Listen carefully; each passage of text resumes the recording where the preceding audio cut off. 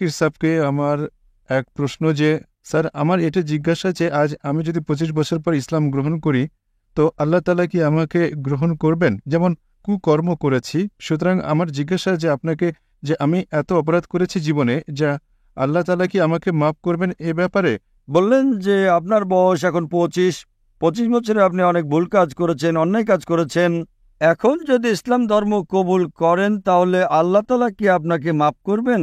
আল্লাহ রাসূল বলেছেন, যদি এক ব্যক্তি যে কেউ হোক, যতই গুনাহ করুক, হোক মুশরিক, শিরকের চেয়ে বড় গুনাহ আর একটাও নেই, হোক আপনি ডাকাতি করেছেন, আমি বলছি না আপনি ডাকাতি করেছেন না, আমি এমনি বলছি আপনি করেননি, সে তো ভালো কথা।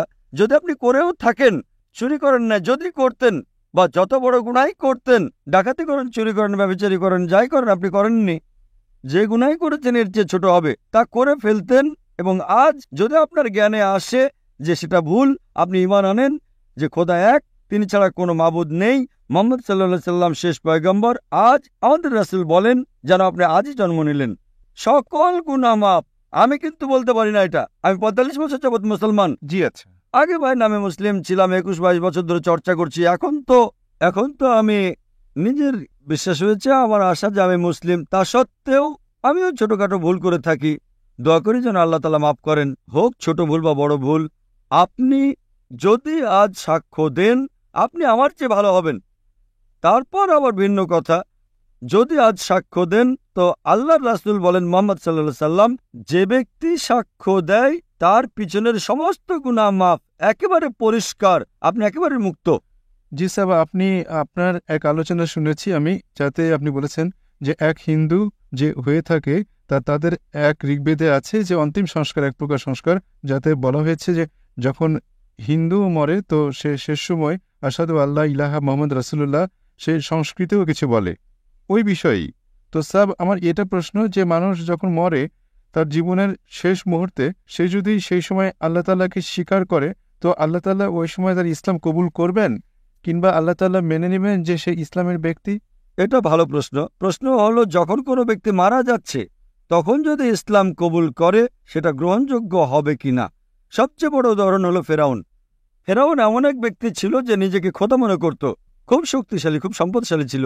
যখন সে যায় মুসা আলাইহিস সালামের পিছনে, মুসা আলাইহিস সালাম যখন তার লাঠি মারেন নদী দুভাগ হয়ে যায়, তিনি চলে যান, ফেরাউন অনুসরণ করলে নদী আবার মিলে যায়। তখন সে বলে আল্লাহ লা ইলাহা ইল্লাল্লাহ। যখন কোনো লোক মৃত্যুর সময়, শেষ সময় ঈমান আনে তখন তার ঈমান কবুল হয় না, কেননা সে মারা যাচ্ছে এজন্য। কিন্তু সে যদি মৃত্যু আসার কিছু আগেও করে তা গ্রহণ হবে, কিন্তু মৃত্যু যখন আসা শুরু হয় তখন যদি ঈমান আনে সেটা ভয় করে। তো সাহেব যদি তা যেমন বলা হয় যে আপনি ইসলাম নয়, আপনি ইসলাম গ্রহণ করেন না, তো আপনাকে দোজখের আগুনে জ্বালানো হবে, আপনি জান্নাত পাবেন না, সে কথা বলা হয়। তো ওই ব্যাপারে সাহেব কি ভয়ে আপনাকে ইসলাম গ্রহণ করতে হবে যে হ্যাঁ আমাকে জান্নাত মিলবে না এই জন্য আমি ইসলাম গ্রহণ করছি? তো ইসলাম গ্রহণ হোক, ভয়ে করুক, মানতে করুক বা যুক্তিতে করুক, যাই করুক না কেন, কিন্তু মৃত্যু তো আপনার আসবেই না। মৃত্যু আসা শুরু হয়, নিঃশ্বাস শুরু হয় মৃত্যুবরণকারীর অতি কষ্টে, তাহলে খুব দেরি হলো। কিন্তু আপনার কি জানা আছে মৃত্যু আসবে 5 দিন পর? কারো জানা নেই, কোনো মানুষই বলতে পারে না সে কখন মরবে। মৃত্যু শুরু হয়েছে, তখন করলে খুব দেরি।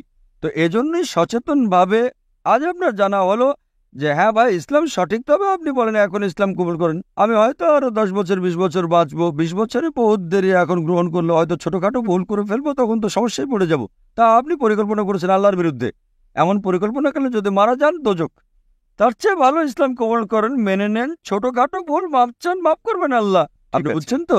এই পরিকল্পনা আপনার বিশ্বাস হয়েছে, পরে বলবেন এখন কেন কবুল করবো, 10 বছর পর করবো, এখন তো আরাম করবো, মদ পান করবো, আনন্দ করবো। আপনার জানা নেই কখন মারা যাবেন, আনন্দ করতে করতে মরে গেলেন তো গোল্লায় গেলেন। ভাবলে কি, এখন গ্রহণ করেন, ছোটখাটো ভুল তারপর আল্লাহ মাফ করবেন, দোয়া করতে পারেন আল্লাহ রহমানুর রাহিম। আপনি বুঝছেন না তো? বিশ্বাস হয়ে গেলে গ্রহণ করেন। এবং স্যার যেমন 5 ওয়াক্ত নামাজ যদি না পড়া যায় কারণবশত হলো না 5 ওয়াক্ত নামাজ, কেননা এত তাড়াতাড়ি যেমন আজ আমি করি, তো স্যার তাও একটা গুনাহ হবে যে আজ আমি ইসলাম। ভালো প্রশ্ন করেছেন, যদি 5 ওয়াক্ত নামাজ না পড়তে পারে তো কি হবে? আল্লাহ তাআলা বলেন সূরা নিসা সূরা নাম্বার 4 আয়াত নাম্বার 116 এবং সূরা নিসা অধ্যায় নাম্বার 4 আয়াত নাম্বার 48 যে আল্লাহ তাআলা যে কোনো গুনাহ মাফ করে দেন, কিন্তু শিরক মাফ করবেন না। বাকি গুনাহ যতই করেন যদি আল্লাহ চান তো মাফ করতে পারেন। তো তো শিরকেও তো আমাদের মূর্তি পূজাও আসে না স্যার? যে একদম ঠিক, মূর্তি পূজাও আসে। তো শিরক যদি করেন আল্লাহ তাআলা মাফ করবেন না। আপনি শিরক থেকে বাঁচেন, বাকি গুনাহ আল্লাহ তাআলা যদি চান তো মাফ করতে পারেন। কিন্তু আপনি যদি ইসলাম ধর্ম গ্রহণ না করেন, নামাজ পড়েন বা না পড়েন, জাহান্নাম। এখানে যদি আপনি ভুল করেন ছোটখাটো, আল্লাহ মাফ করবেন। নামাজ পড়া খুবই গুরুত্বপূর্ণ, কিন্তু তা সত্ত্বেও যদি নামাজ না পড়েন তাও আল্লাহ তাআলা মাফ করতে পারেন। শতভাগ বলছি না আমি, 1 ভাগ না 2 ভাগ আমি জানি না, উত্তম নামাজ পড়া চাই। কিন্তু যদি শিরক বাদ দেন, ইমান আনেন আর নামাজ না পড়েন, তারপরও আশা আছে জান্নাতে যাওয়ার। 1 ভাগ না 2 ভাগ না 5 ভাগ, তা পরে দেখা যাবে সেটা। যদি ইমান না আনেন তো শতভাগ জাহান্নাম। যদি আপনি ভুল করেন একটাও আপনার দায়িত্ব পালনে, উদাহরণস্বরূপ একজন মহিলা বড় গুনাহগার ছিল, হ্যাঁ শুনেছি আমি স্যার। শুনেছেন না? তো একটু একটু আল্লাহ তাআলা মাফ করতে পারেন, কিন্তু শিরক কখনো মাফ করবেন না। তো যা আমি বলতে চাই, আজ আপনি ঈমান আনতে চান কিনা? ইমান আসলে আমি একটি বিষয় অবশ্যই আপনাকে জিজ্ঞাসা করতে চেয়েছিলাম। সময় অবশ্য খুবই কম। জি হ্যাঁ, বাস এটাই আপনাকে জিজ্ঞাসা করব যে স্যার আপনি বলছিলেন যে একজন হিন্দুর যে ভগবান, সে অন্যের সাহায্য নিচ্ছে, অন্য ভগবানের সাহায্য নেয়, তো কেন উপস্থিত থাকা উচিত? আমাদের তো তার নিকটই প্রার্থনা করা উচিত। একদম আল্লাহ ঠিক। তাআলা তো শক্তির উৎস। একদম ঠিক। তো আল্লাহ তাআলা আমাদের কেন এই বিষয় থেকে তা করায় না, প্রস্তুত কেন করার নাই যে হ্যাঁ ঠিক আছে, নিতেশ নয়, আমি আমি আহমদ হতাম, আমি ঠিক আহমদ হলে আমার ওইগুলো করতে হতো না। আচ্ছা এই বিষয় আল্লাহ তাআলা আপনাকে আহমেদ কেন বানান নাই, নিতেশ কেন বানালেন? আল্লাহ তাআলা আপনাকে পরীক্ষা করছেন, প্রশ্নপত্র দিলেন। যদি শিক্ষক সবাইকে প্রশ্নপত্র দিয়ে দেন তাহলে লাভ কি? আল্লাহ তাআলা জানতেন যে আপনি জাকিরের সাথে দেখা করবেন, না স্যার। তাই না? আমি জানতাম না, আল্লাহ তাআলা জানতেন যে আপনি জাকিরের ক্যাসেট দেখবেন, ঠিক কি না? জি। তো এখন আল্লাহ তাআলা আপনাকে পরীক্ষা করছেন যে জাকির সত্যের কথা বলার পরে আহমদ ছাড়েন, আপনি তো এখন নিতেশ না। আপনি কি করে জানলেন যে আহমদ জান্নাতে যাবে না দোজখে যাবে? হতে পারে ওই আহমদ নামের মুসলমান দোজখে যেতে পারে।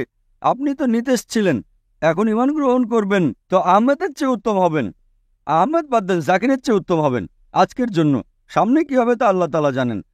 তো সৌভাগ্যবান আপনি আহমেদ ছিলেন না। যদি ঈমান আনেন, ঈমান না আনলে সেটা ভিন্ন কথা। তো আল্লাহ আপনাকে সুযোগ দিয়েছেন, কি আজ আপনি কি ঈমান গ্রহণ করতে চান কি না? আপনি মানেন যে খোদা এক? স্যার ইমান কি আপনার মতে? ইমান কি? ঈমান এই যে আপনি এক খোদায় মানেন। ইমানের অর্থ খোদা। আপনি এক খোদায় মানেন কি না? খোদাকে তো মানি আমি। আপনি মানেন যে মূর্তি পূজা করা অন্যায়? সব মূর্তি পূজা অন্যায় আপনি মানি। মানেন যে মুহাম্মদ সাল্লাল্লাহু আলাইহি ওয়াসাল্লাম শেষ পয়গম্বর? স্যার এ ব্যাপারে আমি তো বলতে পারি না যে তিনি পয়গম্বর, তো সত্যি করে তার বিষয়গুলো অত্যন্ত সঠিক, তিনি যা বলছেন তা সব নির্ভুল, কিন্তু আমি জানি না যে সে পয়গম্বর না সাধারণ মানুষ এ বিষয়ে। না না না ভাই, তিনি মানুষ। মানুষ সাধারণ নন, কিন্তু মানুষ। তিনি খেতেন, ঘুমাতেন, পরিশ্রম করতেন, কষ্ট হতো, মানুষ ছিলেন তিনি। কিন্তু একজন বাছাইকৃত মানুষ ছিলেন, সাধারণ মানুষ ছিলেন না। আল্লাহ তাকে মনোনীত করেছেন নিজের বার্তা প্রচারের জন্য। তো আপনাকে মানতে হবে যে তিনি মানুষ ছিলেন, কিন্তু সাধারণ মানুষ নন, তিনি ছিলেন পয়গম্বর। পয়গম্বর মানে এমন না যে তিনি মানুষ নন। পয়গম্বরও একজন মানুষ, কিন্তু আল্লাহর বাছাইকৃত মানুষ, যিনি মানুষের কাছে আল্লাহর বার্তা পৌঁছে দেন। আপনি মানেন যে তিনি মানুষ, যিনি মানুষকে বার্তা পৌঁছে দিতেন? জি স্যার, তা তো মানি। তো তাকে বলে মুসলিম। এখন আপনি কি সাক্ষ্য দিতে চান? স্যার তা কোনো জোর নেই। জোর নেই। আপনি মানেন যে খোদা এক, জি হ্যাঁ। মানেন যে মূর্তি পূজা করা অন্যায়, এবং মুহাম্মদ সাল্লাল্লাহু আলাইহি ওয়াসাল্লাম শেষ পয়গম্বর, মানুষ কিন্তু পয়গম্বর। তো আপনি আমার মতে মুসলিম। আগে আপনি চলতে থাকেন, নামাজ আস্তে আস্তে আসবে। তা মানেন আপনি? জি তা তো মানি আমি। মানেন? আপনাকে জোর করছে কেউ তাকে মানতে? না স্যার। তো আপনি বলতে চান আরবিতে? জি স্যার। আচ্ছা, কোনো জোর করছে না তো কেউ? না স্যার। কোনো আর্থিক চাপ? না স্যার। অন্তর থেকে করছেন? জি। মাইক নম্বর 1-এ এক শিখ ভাই আছে, সেও ইসলাম গ্রহণ করতে চায়। একজন শিখ ভাই সাহেব, আপনার নাম কি? আমার নাম রমেশ সিং। রমেশ সিং। আপনি মানেন খোদা এক? নিশ্চয়ই আপনি মানেন যে মূর্তি পূজা অন্যায়? অন্যায়। আপনি মানেন মুহাম্মদ সাল্লাল্লাহু আলাইহি ওয়াসাল্লাম শেষ পয়গম্বর? নিশ্চয়ই নিশ্চয়ই। আপনাকে কেউ কি শক্তি বল প্রয়োগ করছে ইসলাম গ্রহণ করতে? না না, কোনো চাপ? আগে করতো কিন্তু এখন কেউই করে না। আচ্ছা, মাইক নাম্বার 5-এ কোনো অমুসলিম ভাই মুসলিম হতে চান? আমার নাম রাজেশ কুমার। মাশাআল্লাহ, এক শিখ ভাই আছেন। আরেক ভাই এখানে। আপনারা অন্তর দিয়ে গ্রহণ করতে চান? তো ইনশাআল্লাহ আমি আরবিতে বলছি, আপনারা বলেন।